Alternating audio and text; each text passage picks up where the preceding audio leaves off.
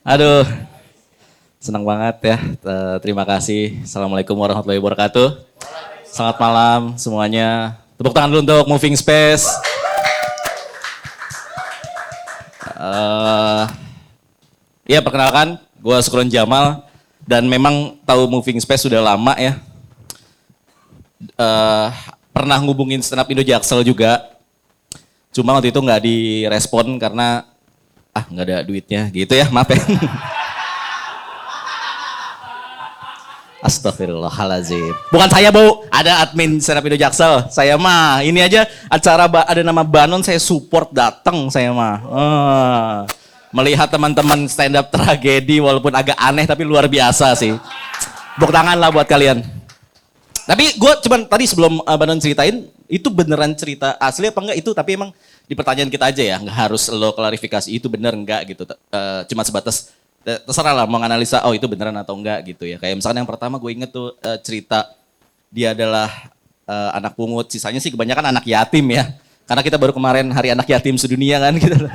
Ada hari anak yatim kemarin. Nah terus gue nonton itu ya teman-teman, terus gue berasa emang tipis banget antara teman-teman tadi ceritain soal tragedi dan stand up komedi. Hanya beda ngebalutnya aja nih, pakai bajunya aja, tapi sama aja gitu badannya gitu, pasti dari tragedi gitu. Kalau tadi kan diceritain soal itu sampai nangis tuh yang awal-awal tuh ya, siapa? Lupa namanya. Kalau gue bilang ganteng, lu ganteng semua gitu. Cocok lah jadi aktor ya kan? Karena kalau komik-komik nih jelek-jelek mas. Ya.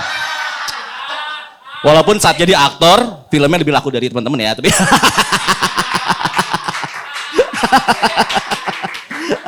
maaf nih. Emang ngerusak pasar tuh anak komik-komik standing komedi itu ya. Nah, tapi maksudnya di komik tuh ada di anak stand up Indo Jaksel, Bu, dia namanya Steady Ilham, dia beneran nggak tahu orang tuanya siapa, anak pungut. Iya, jadi awal ceritanya dia pasti nggak ngebuka itu karena mungkin tadi itu tragedi, malu segala macem. Cuman bedanya kalau anak stand up tuh Bu, jiwa apa ya, jahatnya atau sebenarnya baik ya untuk healing juga kan. Jadi ketika kita ada sharing komedi gitu, ini agak cerita-cerita aja nggak apa ya. Terus akhirnya dia ngeluarin itu tuh, persis kayak tadi kejadian tapi nggak di panggung aja, di tongkrongan aja. Dia nangis terus kita, itu lucu bro, gitu. Itu lu ceritain lu anak pungut, lu nggak tahu malu siapa, itu lucu, gitu kalau kita tuh. Iya. Tapi bang gue cuma katanya dibeli 2 juta, itu lucu, masa lebih mahal Mio second dari lu gitu-gitulah kita, jadi akhirnya dia dapat materi gitu. Memang kesan sadis ya, tapi dia akhirnya bisa survive gitu. Karena emang dia dulu hidupnya bingung tuh, tinggal sama orang tua angkat, pak de angkat gitu-gitulah. Jadi dia kalau cerita kayak orang halu mas, jadi kayak nih bang ini dulu rumah gua nih, udah pak jangan halu. Enggak bang beneran gitu-gitu lah. Tapi stand up sekarang sukses, dia ikut Suci. Nah kalau saya udah stand up udah lama, tapi tragedi juga tadi Banananya ngenalinnya temannya Popon, apa coba maksudnya? Temannya juara Suci 8 gitu, ya Allah. Stand up duluan saya, yang ngerti stand up duluan saya. Di stand up ada namanya Comedy Buddy, saya sering ngombutin dia, si Popon Kerok, gendut itu tuh. Dia yang lucu, dia yang juara, dia dapat duit, saya nggak dapat apa-apa. Begini-gini aja nih. Makanya kayaknya emang jalan saya di stand up tragedi deh. Seneng banget. Tapi bener lah, tapi luar biasa tadi saya trigger juga pengen Mbak Zela, teman-teman bagus-bagus banget. Pengen nyoba, boleh nggak teman-teman? Tapi sebelum itu saya mau marah-marah dulu sama Moving Space nih. Tadi ya udah tahu lama, tapi ngundangnya stand up Indo Jakut di Jaksel. Akhirnya kita iyain kayaknya nanti akan di sini karena lumayan katanya ada duitnya Bu gitu. Jadi kita terima. Jadi Moving Space ini suatu pergerakan yang bikin antara komunitas stand up Indo, Jakut dan Jaksel tuh ada space sekarang ya, berantem kita. Bagus. Nggak, tapi udah beres lah, aman. Kita cuma jangan open mic lah namanya gini-gini gitu lah. Jadi dia di Jakut aja sana, di Priuk kayak di Ronton sana gitu. Tapi kan di sini gaul-gaul anaknya takut kena debu, dia nggak lucu tuh kena debu gitu. Tapi saya pengen nyoba, boleh ya? Asik, ada musiknya asik juga kayaknya ya. Tapi gini, cerita ini sebenarnya Nah, ya, cerita ini tuh sebenarnya pernah saya ceritakan. Dulu pernah bikin special show sama teman-teman berlima, namanya Lima Sekalian. Itu nama show-nya Tempat Lahir Beta. Itu show keluar, terus nggak lama, ya yatim juga ya. Bapak saya meninggal. Terus akhirnya itu jadi masuk materi. Ini pernah dibawain. Coba kita coba lagi ya. Tapi kalau ada punchline tipis, maafin ya. Di materi sebelumnya, dengerin teman-teman tuh ikut sedih tapi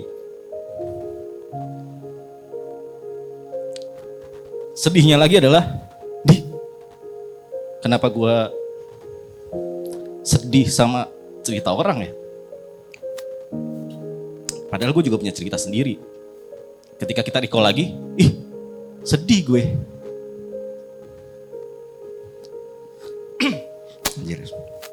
Makanya ada postingan di Instagram ya, tulisan gitu, nggak tahu dah akun-akun repost atau segala macam, atau di TikTok tuh suka ada quotes gitu. Itu bagus tuh. Katanya kehilangan yang paling besar adalah saat kita udah nggak bisa denger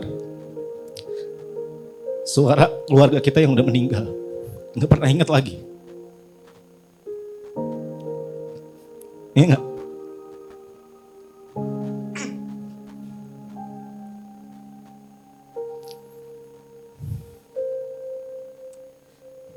Jadi gue tuh lahir di sekolah.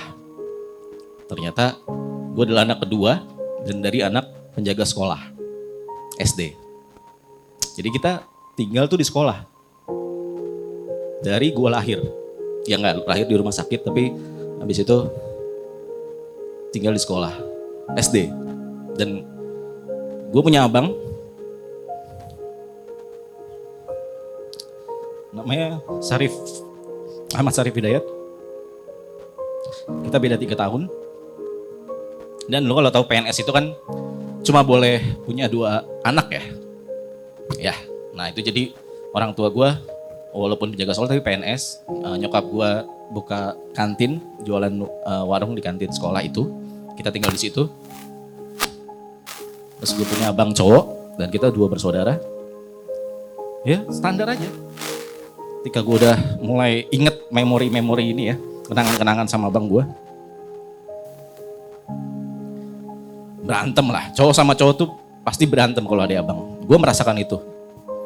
Berantem. Sampai pokoknya gue ditekan terus sama abang gue. Berantem mulu kita, kayak siap. Kenapa sih gue gini dilarang, diomelin mulu sama abang gue gitu. Tapi nyokap gue tuh selalu belain gue. Jangan gitu sama adenya gitu. Katanya anak kedua atau anak terakhir tuh lebih disayang katanya gitu. Gue merasakan itu. Terus udah, singkatnya adalah gue masuk SD, dia kelas 3, gue kelas 3, dia kelas 6. Gue kelas 5, mau naik kelas 6, dia naik SMP. Dan tapi abang gue ini pinter banget. Walaupun dia, gue tahu ya, walaupun SD kita ngelihat teman-temannya, dia tuh cupu gitu.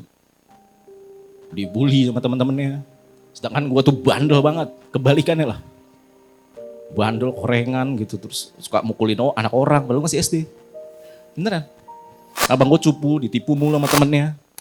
Sampai akhirnya, tapi abang gue emosiannya sama kayak gue. Gue juga marah mulu, sering berantem sama temen sekelas gitu.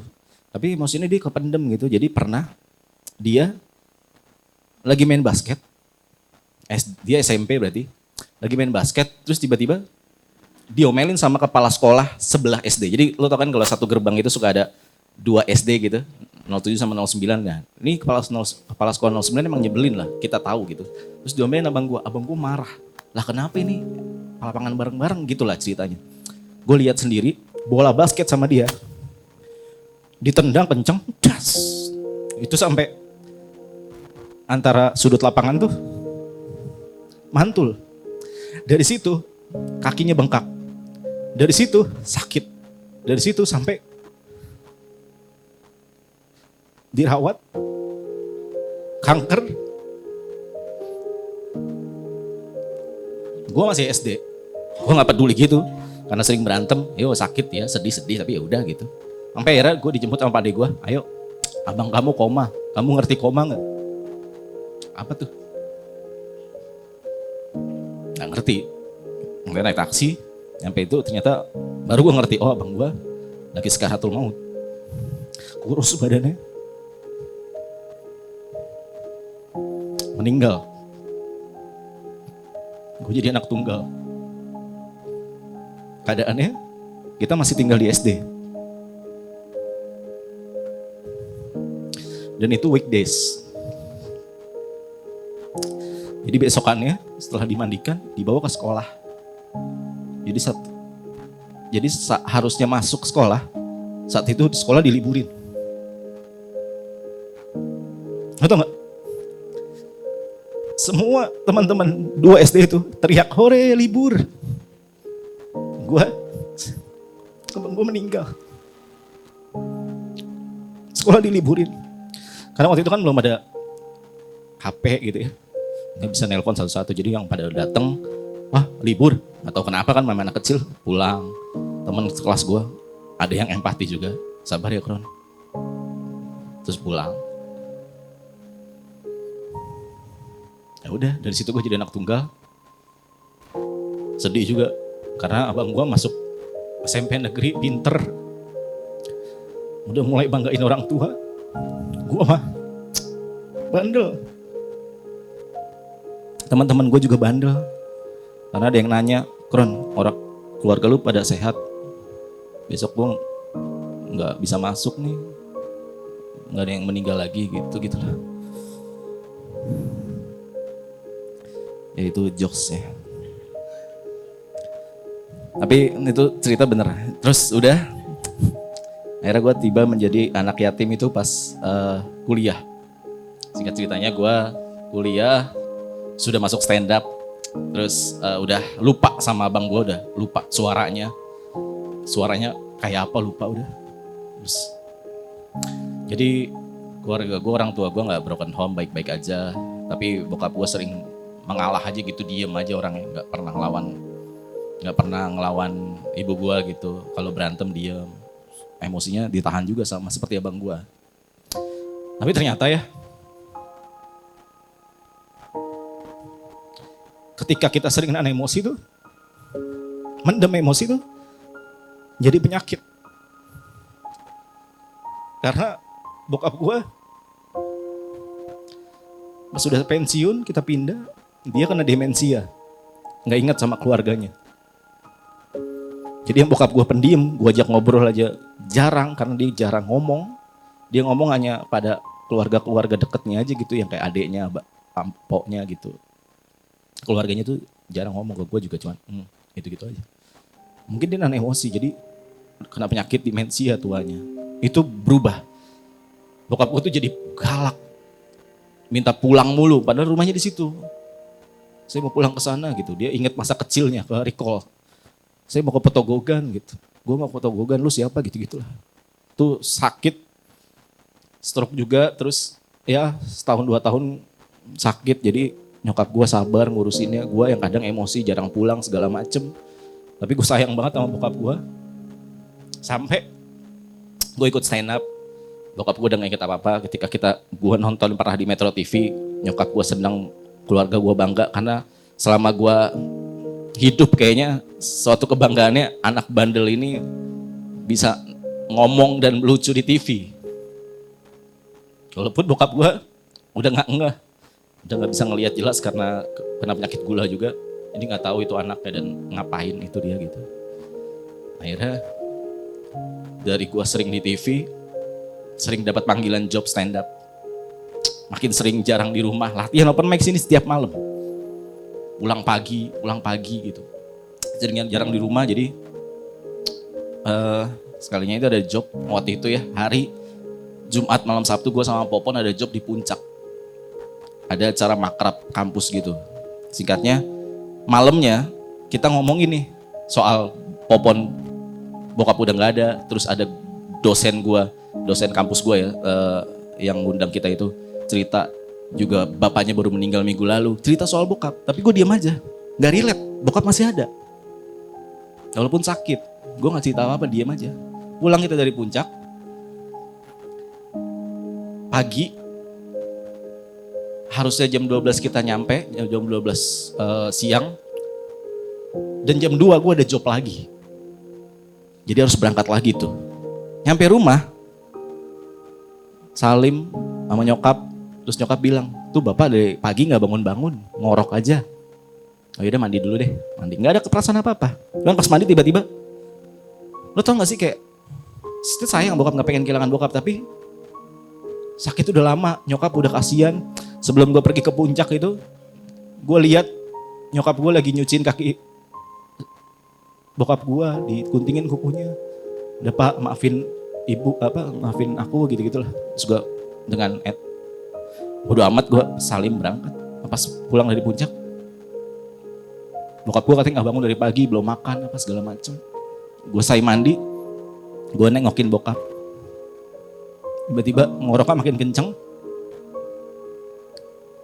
Tiba-tiba kita tahu ini bukan ngorok nih.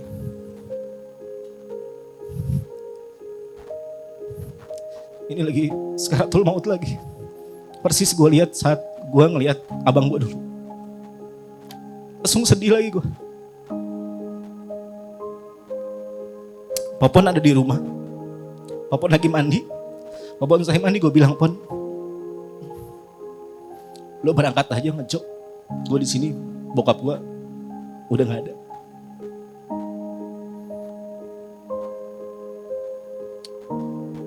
Dan brengsek apapun dia pergi ngejob.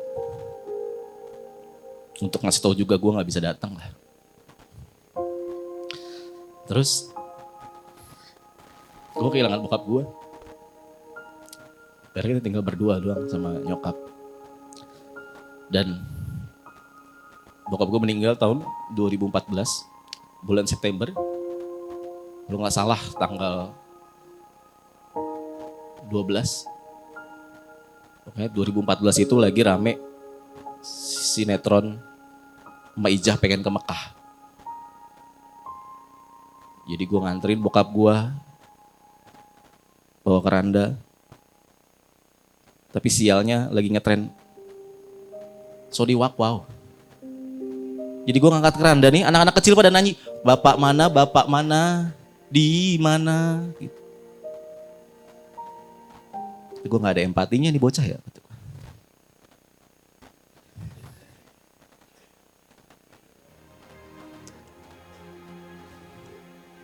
Beneran ini beneran. Gue habis nguburin, gue balik lagi masih nyanyi. Di mana? Gue jawab di kubur. Ya, makasih Sultan Jamal, terima kasih. Thank you.